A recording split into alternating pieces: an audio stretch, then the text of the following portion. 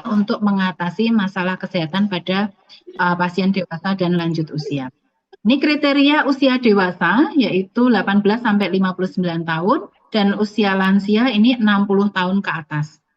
Nah, ini adalah program-program yang dilakukan pada penduduk usia dewasa, mulai dari screening penyakit tidak menular, screening kesehatan indera, screening kesehatan jiwa, screening penyakit menular, screening kesehatan calon pengantin ya kalau bagi wanita, screening layak hamil bagi pasangan usia subur, screening kebugaran jasmani, pelayanan kesehatan dewasa, sampai pelayanan kesehatan penyakit akibat kerja untuk usia dewasa. Sedangkan untuk lansia, ini screening yang dilakukan bagi penderita lansia, termasuk perawatan jangka panjang dan home care, serta pelayanan pengobatan. Ini rincian dari screening yang dilakukan pada usia berapa, ini sudah ada bannya, dan ini bisa dilakukan di puskesmas. Ya, ini dari screening-screeningnya pada usia berapa. Untuk screening obesitas, ini sudah ada faktor resikonya, siapa yang perlu dilakukan screening dan prosesnya seperti apa.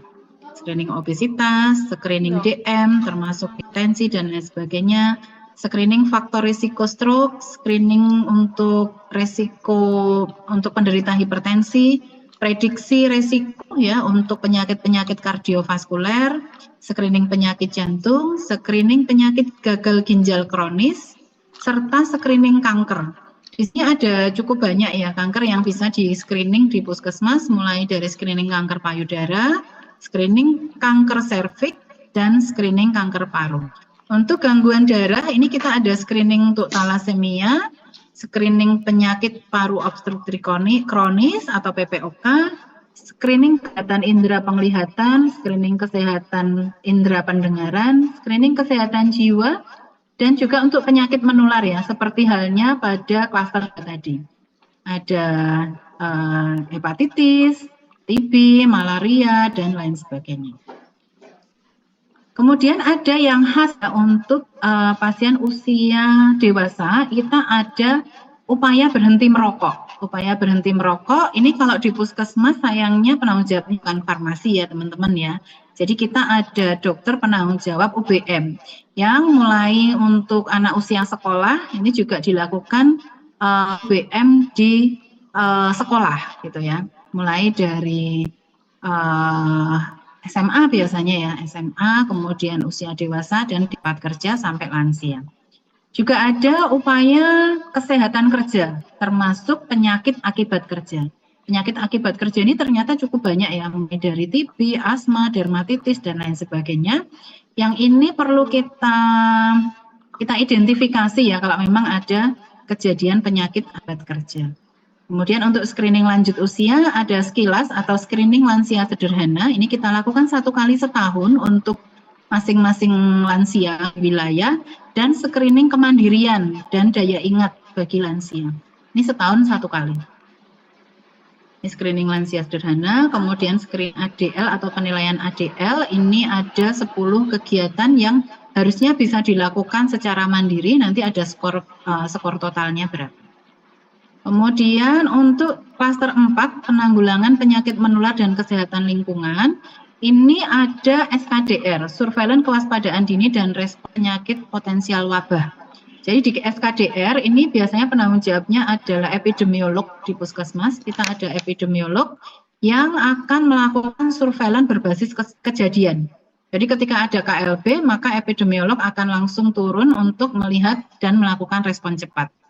Ini penyakit ya yang kita masukkan dalam KLB ya, yaitu diare, malaria yang terkonfirmasi, tersangka DBD, pneumonia, diare berdarah atau disentri, tersangka demam tifoid, sindrom jaundice akut, tersangka chikungunya, tersangka burung pada manusia, tersangka campak, difteri, pertusis, ya, kemudian paralisis, kasus gigitan hewan penular rabies, ya, ini juga, kemudian antrak, leptospirosis, kolera, kemudian meningitis, tetanus neonatorum, tetanus, influenza like illness atau ILI, dan HFMD. Jadi ketika ada ini yang melebihi ambang batas, maka epidemiolog puskesmas harus melakukan penyelidikan epidemiologi.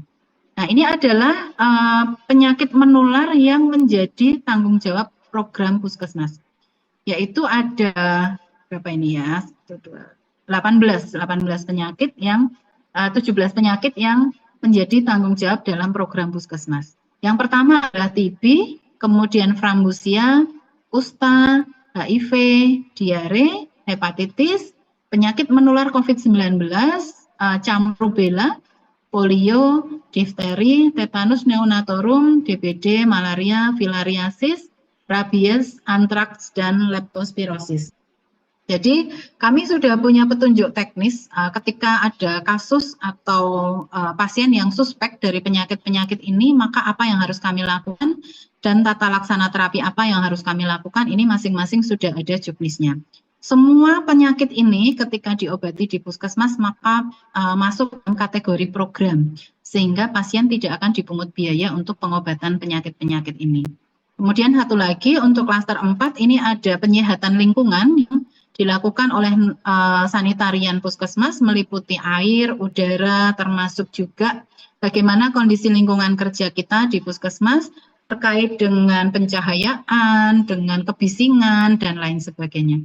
Jadi urusannya itu nggak cuma terkait dengan pemeriksaan air gitu ya, yang biasanya kita hafal kok sanitarian tuh pemeriksaan kualitas air dan limbah begitu, tapi ternyata termasuk pencahayaan, kebisingan, dan lain sebagainya itu juga masuk dari kebutuhan sanitarian.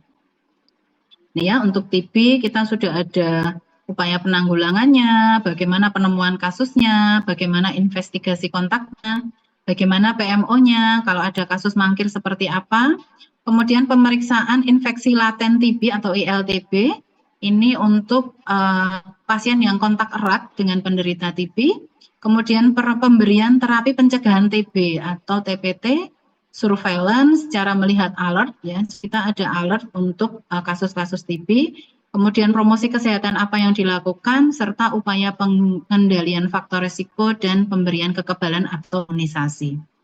Ini yang TB. Kemudian untuk frambusia, ini juga sama ya, ada surveillance frambusia. Ini mulai kita lakukan di sekolah ketika kita melakukan screening anak sekolah. Jadi ketika ada bekas luka, koreng, dan lain sebagainya yang seperti ini, maka kita bisa lakukan untuk suspek frambusia, juga ada POPM dan screening dengan reagen treponema gitu. Kemudian ada penyelidikan penanggulangan frambusia, tata laksana, pencatatan dan pelaporan indikator kinerja. Untuk kusta, kita ada promkes terkait dengan kejadian kusta. Kemudian ada surveillance, tata laksananya, baik kusta yang memerlukan obat untuk pausi basiler maupun multibasiler, termasuk juga perawatan penderita kusta, epidemiologi, dan pencatatan laporannya. Begitu juga untuk HIV. HIV ini program yang sangat banyak ya, mulai dari penanganan HIV-nya sampai infeksi tropik yang menyertai untuk pasien-pasien HIV. Jadi mulai dari promkes, pencegahan penularan, surveillance, penanganan kasus, juga ada PrEP ya kalau sekarang itu untuk pencegahan penyakit HIV bagi pasangan dari penderita HIV. Kemudian untuk diare ada survei epidemiologi untuk kasus-kasus diare, kegiatan promosi kesehatan terkait dengan diare, pencegahan diare, dan penanganan jika ada kasus diare. Itu juga untuk hepatitis ya, upaya pengendalian hepatitis mulai dari A, B, C, D, dan E. Ini sudah ada masing-masing ya, hepatitis A yang dilakukan apa, hepatitis B yang dilakukan apa, hepatitis C, dan seterusnya. Kemudian untuk penyakit menular COVID-19 ini kemarin kita sudah mengalami dan masih ingat sekali ya alurnya seperti apa ketika terjadi kasus atau pelaporan kasus terkonfirmasi COVID-19. Mulai dari suspek, kalau terkonfirmasi harus diapakan, ditata laksana, kemudian ada penyelidikan epidemiologi, identifikasi kontak, dan seterusnya. Kemudian untuk campak rubella, ini penyakit yang bisa dicegah dengan imunisasi, ada upaya penanggulangan campak, penemuan suspek, dan lain sebagainya. Kemudian juga untuk polio, ya, mulai dari surveillance AFP dan kasus kejadian surveillance dari polio ini. penanggulangan penularan polio, imunisasi polio ya, kita baru saja ada imunisasi massal ya, Pekan Imunisasi Nasional untuk pencegahan polio strain 2, kemudian tata laksana penderita polio, pencatatan dan pelaporan. Kemudian untuk difteri ini juga termasuk penyakit yang bisa dicegah dengan imunisasi. Ini ada alur kalau ada suspek difteri dan terkonfirmasi atau tidak, ini sudah ada upaya penanggulangannya. Juga untuk tetanus neonatorum. Jadi ketika ada ibu hamil yang dia tetanus, nanti sudah ada upaya penanggulangan untuk kasus-kasus tetanus neonatorum. Untuk DBD ini juga penyakit yang sebenarnya disebabkan oleh yang penyebarannya disebarkan oleh nyamuk gitu ya. Jadi termasuk dalam penyakit menular, sehingga kita ada promosi kesehatan terkait dengan DBD, surveillance kasus denggi, surveillance vektor, termasuk pemantauan jentik berkala. Ini sekarang kita ada GIRIDS ya, gerakan satu rumah satu jumantik, pemantauan curah hujan, kemudian ada pengendalian fokus ya, penyelidikan epidemiologi, penyuluhan, kemudian ada larvasidasi selektif, kalau zaman dulu kita ada abate gitu ya. Kemudian ada kegiatan ini, fogging fokus. Fogging fokus ini yang perlu diperhatikan, ini dilakukan ketika ada kasus DBD yang terkonfirmasi dengan SKDR, surat keterangan dari rumah sakit, dan harus ada penularan. Kalau di wilayah itu tidak ada penularan, maka tidak bisa dilakukan fogging fokus. Kemudian diagnosis denggi, perjalanan penyakit dan seterusnya, tata laksana dan penanggulangan KLB denggi. Kemudian untuk malaria, alhamdulillah kita bukan daerah endemis malaria ya, tetapi di beberapa daerah endemis ini menjadi upaya kesehatan yang wajib untuk klaster 4. Kemudian filariasis ini sudah dilakukan POPM ya di seluruh wilayah seluruh Indonesia. Untuk anak usia 2 tahun hingga 15 tahun. Ini ada pemberian obat pencegahan massal untuk filariasis. Kemudian rabies, ini ada puskesmas-puskesmas yang menjadi rabies center, termasuk di puskesmas saya ini adalah satu-satunya puskesmas di kota yang menjadi rabies center, sehingga kita harus waspada jika ada kasus gigitan hewan penular rabies. Kemudian juga antraks, mudah-mudahan nggak ada ya teman-teman ya. Kemudian kasus leptospirosis ini adalah kasus penyakit menular yang terakhir ya, yang masuk dalam klaster 4 ini. Jadi mulai dari surveillance, kemudian SKD dan KLB-nya, kemudian pengendalian faktor risiko, dan kegiatan promosi kesehatan untuk leptospirosis ini. Kemudian yang terakhir ada kesehatan lingkungan ya, yang tadi mulai dari konseling sanitasi, pengelolaan limbah padat dan cair, ya, baik untuk puskesmas, kemudian inspeksi kesling di Fasyankes, inspeksi kesehatan lingkungan atau IKL, tindak lanjut dari konseling, inspeksi IKL rutin, ini di tempat-tempat umum, ya, TFU ini tempat fasilitas umum, TPP tempat pengolah makanan, dan PKHM atau depot air minum gitu, atau sarana air minum yang komunal. Kalau di kota Yogyakarta ini cukup banyak ya, namanya Pokmer atau kelompok air. Dia ada satu sumur yang dipakai oleh banyak rumah tangga begitu, termasuk juga kamar mandinya ini juga kamar mandi komunal. Kemudian ada investigasi KLB basis lingkungan, pelaksanaan STBM sanitasi total berbasis masyarakat, dan ada intervensi terkait dengan sanitasi dan air serta kampanye lingkungan sehat. Nah ya, tadi cukup banyak ya kegiatan di klaster 4 mulai dari 17 penyakit menular ditambah dengan penyitaan lingkungan.